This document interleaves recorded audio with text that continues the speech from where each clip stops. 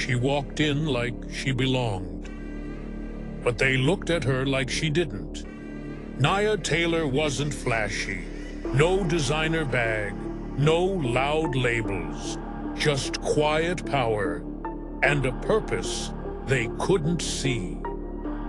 She came to the boutique alone, an upscale clothing store with soft music, white walls, and cold smiles. The kind of place where black women are watched more than they're welcomed. Before she touched a single hanger, they were already watching her. And not with interest, with suspicion. The manager, middle-aged, thin-lipped, and tight behind the eyes, walked over like she smelled smoke. But the only thing burning was her own prejudice. "Can I help you?" she asked, with a grin that didn't reach her eyes. But it wasn't a question, it was a warning. She didn't offer assistance. She offered a corner, a clearance rack, and a quiet suggestion to remember where you are. But Nia smiled, not because she was amused, but because she knew something the manager didn't. She wasn't just shopping, she was scouting, because the building she stood in might soon be hers. The manager kept circling, commenting on prices, making it clear, this isn't for people like you. One salesgirl, barely out of college, looked embarrassed. She knew what was happening, but she stayed silent, like so many do. Then came the final straw. As Nia approached the register with a tailored black suit, the manager stepped in, demanded to inspect it, accused her, softly but clearly, of trying something. A security guard took a step forward. The music seemed to stop, and every eye in the store fell on the only black woman in the room. But Nia didn't flinch. She didn't raise her voice. She didn't argue. She simply said, "You're going to regret this." The manager laughed, dismissed her like a stain on silk, turned her back, thinking she'd won. But then, the doors opened. Two men in sharp black suits walked in, eyes scanning the room. They weren't here to shop, they were here for her. "Nia Taylor?" one asked. She raised her hand. The manager's face twisted, confused, curious, concerned. They handed Nia a folder, thick, confidential, stamped with a name that made the manager blink twice. Dawson Holdings, parent company of the entire boutique chain. The very people who decide who stays and who gets shut down. That's when it clicked. Nia wasn't some random browser. She was the silent partner, the hidden decision maker, the woman whose signature could erase the manager's entire future.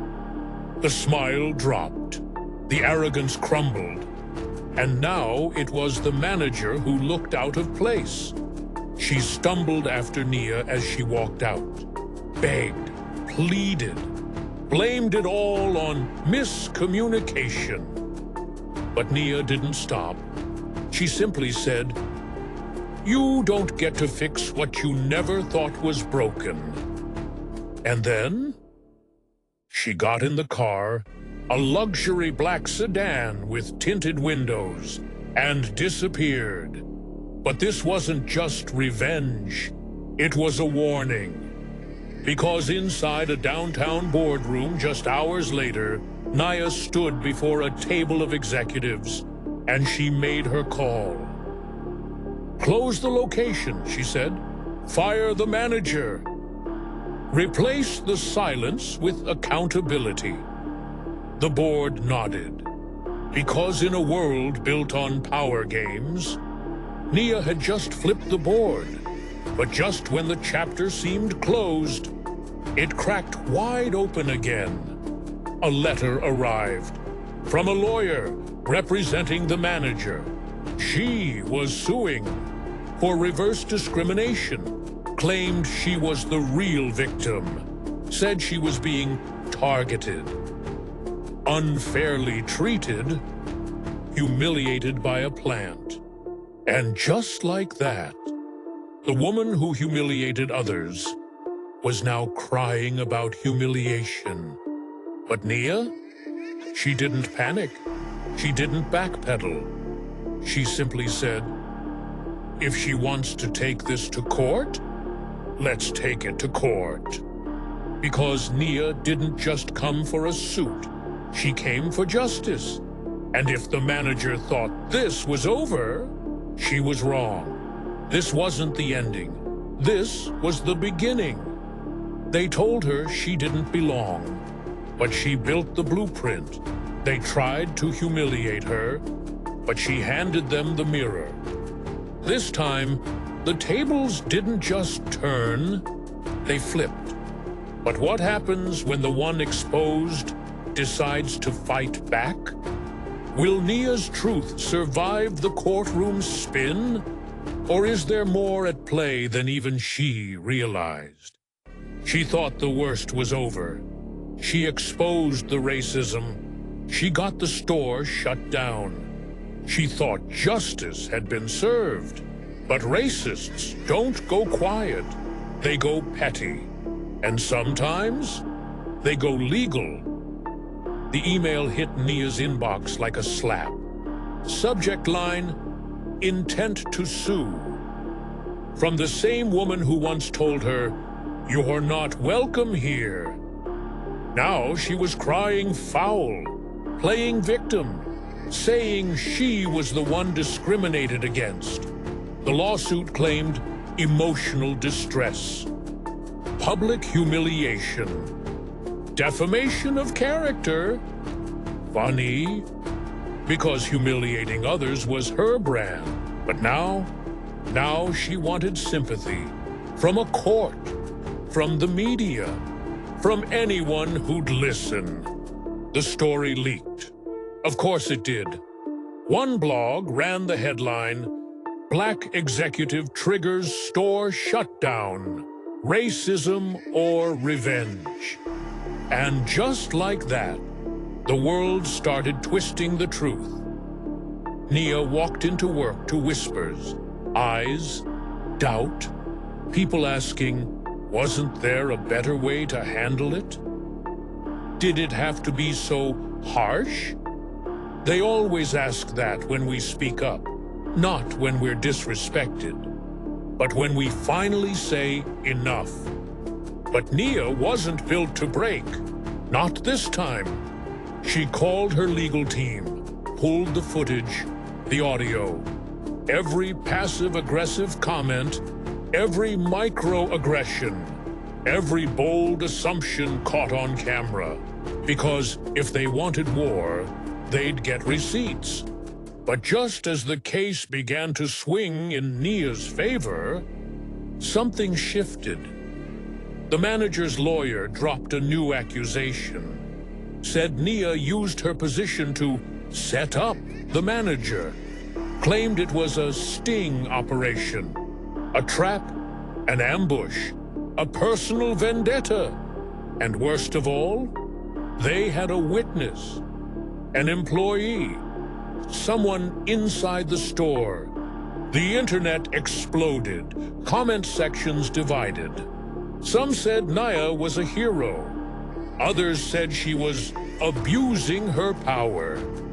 Funny how power only becomes a problem when we have it.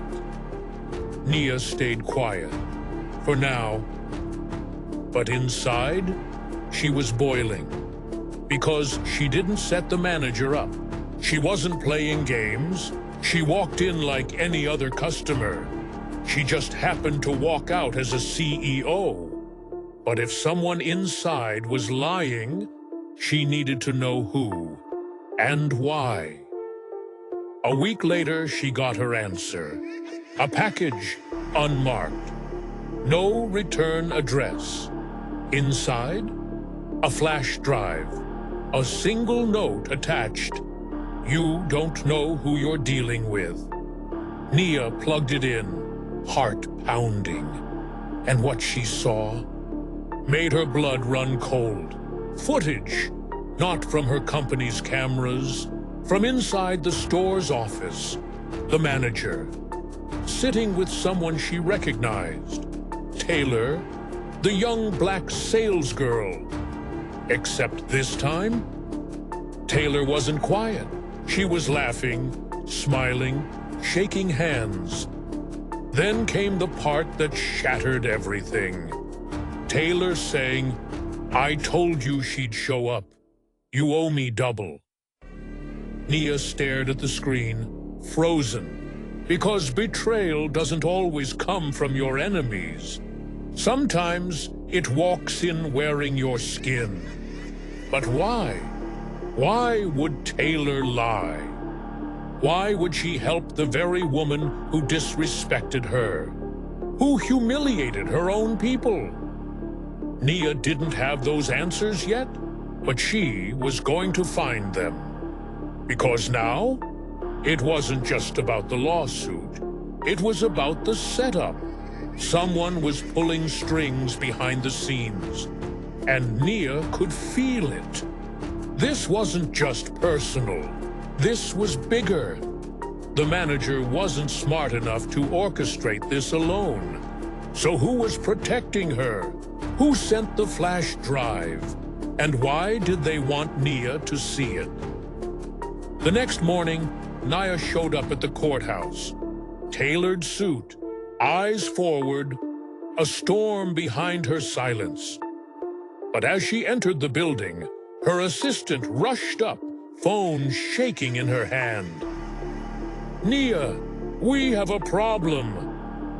Nia turned, calm, but ready. "What now?" The assistant whispered, "There's been a leak, a major one." Nia grabbed the phone, watched the video playing. It wasn't the store, it wasn't the lawsuit, it was her.